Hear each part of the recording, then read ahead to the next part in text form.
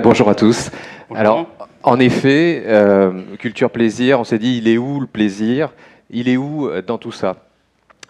Déjà, Franck, 58% des Français considèrent que le plaisir, c'est la préoccupation majeure du repas. Donc la première des réponses, c'est que c'est important. 62% des Français considèrent que cette quête de plaisir est avant tout associée au goût. C'est pas faux. C'est vrai que le goût, c'est ce qu'il y a dans l'assiette. Pour autant, je ne suis pas sûr qu'Épicure ou que Sigmund soient d'accord pour résumer et réduire le plaisir à cette idée de goût. Le plaisir, c'est bien plus que ça. Je rappelle juste que le plaisir constitue, avec la douleur, un des deux piliers de la vie affective. Eh oui. Affectif. Je crois que le mot est lâché. Le mot est lâché, en effet, puisque le plaisir, aujourd'hui, il n'y a rien de plus personnel, d'émotionnel, de culturel. C'est un concept qui est mouvant, qui évolue avec les époques, et puis aussi qui est extrêmement individuel. Donc ce qu'on va se proposer de faire avec Franck, c'est un petit panorama, une observation des plaisirs qu'il y a autour de notre assiette. Rien d'exhaustif ce matin, évidemment, mais plus des pistes de réflexion pour inspirer, stimuler ce début de matinée. Alors, en 2021, question fondamentale, l'aubergine serait-elle un marqueur du plaisir en 2021 ? Je crois que ça en fait sourire quelques-uns. Oui, parce que ça fait des années qu'on nous dit 5 fruits et légumes, que ça ne bouge pas des masses en fait, quand même. Et puis là, d'un coup, confinement, paf, plus 19%, c'est l'évolution, la plus grosse évolution du coup des légumes pendant le confinement. Voilà. C'est vrai, donc trêve de plaisanterie, on voulait célébrer quand même, on a célébré la pâtisserie, mais c'est vrai qu'on voit aujourd'hui en tendance la force du légume aujourd'hui qui est en train de faire bouger l'image du plaisir, qui réussit à avoir ça. Au-delà de faire bouger l'image du plaisir, on voit qu'il devient même un peu tendance, pour preuve ce post d'Hermès d'il y a 10 jours. Donc, célébrons le légume et le plaisir du légume. Autre point, qu'est-ce que nous raconte cette image du tote bag Naturalia en matière de plaisir? Alors, on a une étude BAV dont on se sert beaucoup et qui nous dit deux choses. Qui nous dit, un peu comme pour tout le monde, aujourd'hui, il y a 62% des gens qui sont conscious, c'est-à-dire prêts à payer plus cher pour avoir une bonne conscience. Et puis, malgré tout, 73% des gens disent « ouais, enfin, le prix, ça reste quand même assez important, les gars ». Donc, on voit là une espèce de polarité qui est encore plus polarisée si on pousse des engagés, ils sont 18%, là, ils sont vraiment prêts à payer, il n'y a pas de problème pour cette bonne conscience. Et puis, quand même des budgets pour qui, de toute façon, le prix, c'est le premier critère. C'est intéressant parce que cette polarité, aujourd'hui, c'est une polarité sur laquelle vient justement se greffer le plaisir, entre la bonne conscience, entre le prix, comment je gère mon plaisir d'ici là. Je reviens à mon fameux Naturalia, ça n'étonnera personne, j'imagine d'ailleurs dans cette salle qu'on est un petit peu plus engagé que budget, sans procès d'intention, sur les engagés, Naturalia est vraiment, évidemment, porté par les engagés. Notre BAV, bon, c'est pas grave. Notre BAV nous dit aussi que 80% des gens qui vont chez Naturalia disent « moi, les marques, c'est un miroir de mon image ». 80% des gens de Naturalia. Bref, on est en train de se dire quoi? On est en train de se dire que le plaisir de Naturalia, c'est évidemment des bonnes carottes bio, mais ce n'est pas un plaisir d'usage. C'est un plaisir d'image aujourd'hui. Plaisir d'image qui a pas mal bougé sur 10 ans. Parce que le sign of good taste, il y a 10 ans, c'est de porter un t-shirt Coca-Cola. Le sign of good taste, aujourd'hui, c'est de porter un tote bag Naturalia. Donc, le plaisir, ça bouge. Alors, il est où le plaisir? On passe 2h22 par jour, en moyenne, en France, à table. Et, je vais peut-être te prendre ça... dans 80% des cas, ces repas sont partagés. On les passe en compagnie d'autres, de pères, de collègues, de notre famille, etc. Donc il est peut-être là, le plaisir. Il est dans le fait, de manger ensemble aussi. Ce qu'on appelle la commensalité, qui est un phénomène alors bien humain, mais que nous partage aussi une partie du règne animal. Et pourquoi est-ce que depuis la nuit des temps, l'Antiquité grecque et romaine, eh ben, on a cette envie de partager, et d'ailleurs même parfois peur de ceux qui mangent seuls. Il y a quand même toujours un petit côté suspect aux gens qui sont seuls dans les restaurants, à la cantine, etc.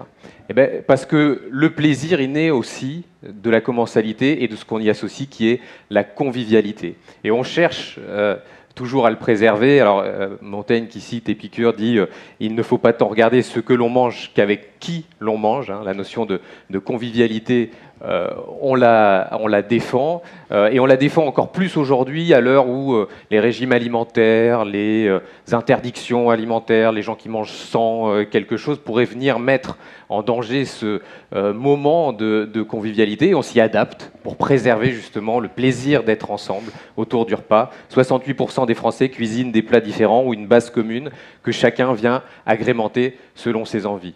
Donc le plaisir, la culture du plaisir, c'est aussi ce plaisir d'être ensemble et de la convivialité. Mais soyons aussi un peu peut-être français et réalistes et pragmatiques. Manger ensemble, c'est pas toujours que de la convivialité.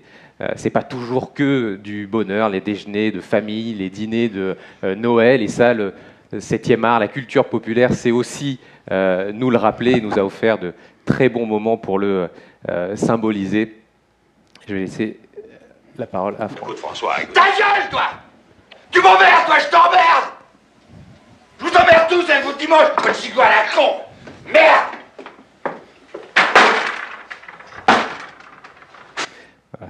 Regardez Michel Piccoli. Et vive la convivialité, effectivement.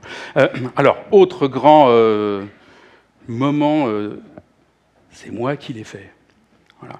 C'est pas nouveau le c'est moi qui l'ai fait, hein, mais il est devenu extrêmement en tendance, le fait maison actuellement. Alors pour cause, hein, parce qu'on le sait tous, il cristallise en fait des tendances du moment, il cristallise une réaction par rapport à l'alimentaire industriel, il cristallise aussi une relation à l'économie. C'est qu'en fait un tiers, en fait, c'est le retour de la gamelle.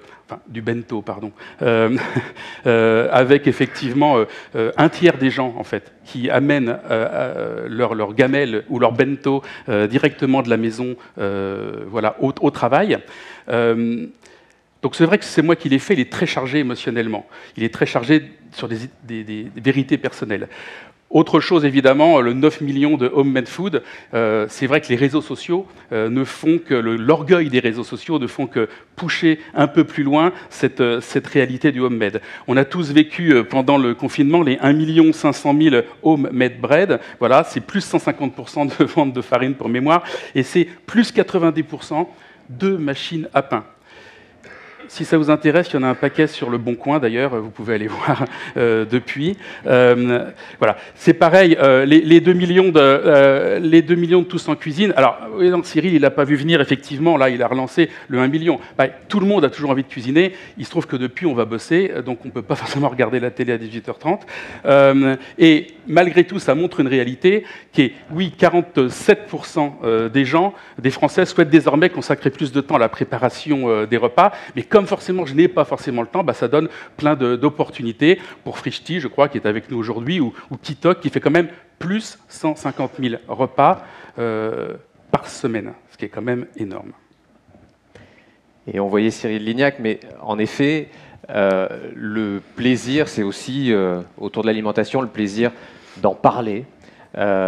Ce qu'on mange, c'est le premier sujet de discussion des Français à table, et ça nous vaut beaucoup de blagues de la part de nos cousins anglais, notamment, qui disent qu'on parle de ce qu'on mange avant, pendant, après. Mais c'est vrai que c'est un énorme sujet. Il suffit de nous regarder ce matin dans cette salle, il suffit de regarder aussi la signature que s'est choisie Uber Eats en France.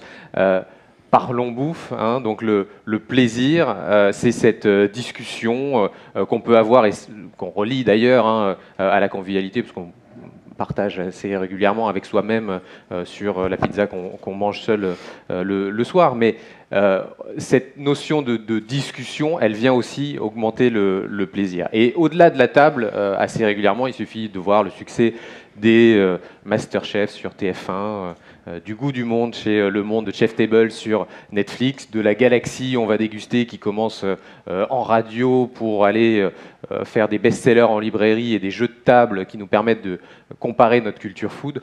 Et donc, l'alimentation, le food, et le fait d'en discuter, c'est aussi un des vecteurs du plaisir aujourd'hui. Alors, 90% des Français ne considèrent pas la consommation d'aliments interdits comme source de plaisir. Suivez là. Alors je pose la question, on se dit quoi sur le Big Bucket? C'est sans doute pour les 10% qui restent. Parce qu'il y a des plaisirs qu'on a envie d'assumer, et puis il y a le Big Bucket, hein, qui est un vrai plaisir aujourd'hui. Alors il nous dit quoi ce Big Bucket? Il dit deux choses. Il dit... hop, ça passe. Il dit, voilà, il dit viva la fritasse. J'aime bien quand des chiffres racontent une histoire comme ça. C'est pareil, c'est pendant le confinement. Alors, plus 25% McCain, plus 27% Frial, hein, c'est l'huile à frire. Le sieur était super content, il y a longtemps qu'ils n'en avaient pas vendu autant. Et plus 25% de friteuse Seb. Voilà, si j'y ajoute les plus 28% de Charal, je pense que le steak frites n'est pas mort. Il y a encore une belle vie pour le steak frites. Viva la fritasse. Et c'est pas Adrien qui doit être dans cette salle et qui vient de lancer, je crois, sa friterie moderne en Belgique, qui nous dira le contraire. Et puis il nous raconte autre chose, quand même, ce Big Bucket. C'est le plaisir du big, de la profusion. C'est pas forcément un plaisir qu'on a envie d'assumer là, de se raconter, et pourtant il existe. Je ne sais pas à quel moment le porn food s'est transformé en mukbang. Je ne sais pas si vous voyez bien ce qu'est le mukbang, ça nous vient de Corée, c'est super. C'est en Corée, mais c'est aussi sur tous les réseaux sociaux. C'est là, c'est présent sur YouTube, sur Twitch. C'est une façon comme ça de prendre du plaisir en regardant les gens manger plein pot. Je propose qu'on mette peut-être un petit extrait, parce que je ne pense pas... Voilà, que vous fassiez tous partie des 18 millions de personnes qui ont donc regardé, je ne sais pas si on dit SAS ou SAS SMR, qui est une youtubeuse bien connue, 18 millions de personnes. Je vous laisse profiter ou pas. Alors, je suis un gars super sympa, parce que j'aurais pu attaquer avec les boulettes de viande. Et je me suis dit que ce matin, j'allais rester sur les rayons de miel, quand même beaucoup plus sympa. Voilà. Sauf que ça, c'est 18 millions de vues aujourd'hui. Voilà, c'est aussi une façon de voir le plaisir, mais on pourrait dire que c'est juste voilà, des réseaux sociaux, c'est juste pour la sympathie.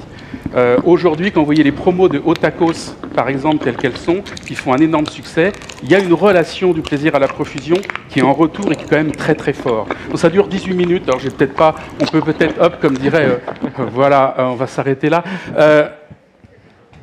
Juste quand même de façon un peu plus légère, mais parce qu'en fait, il y a quand même une vraie tendance de fond. Donc là, c'est le côté très profusion.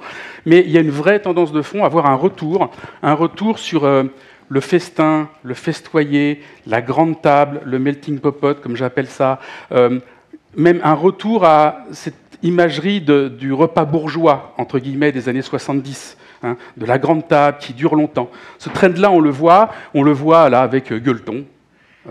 Voilà.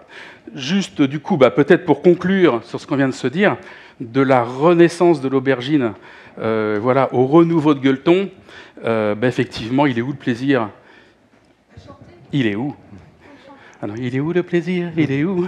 Eh bien, on va peut-être tous ensemble essayer de continuer à creuser la question. Voilà. S'il vous plaît. Merci.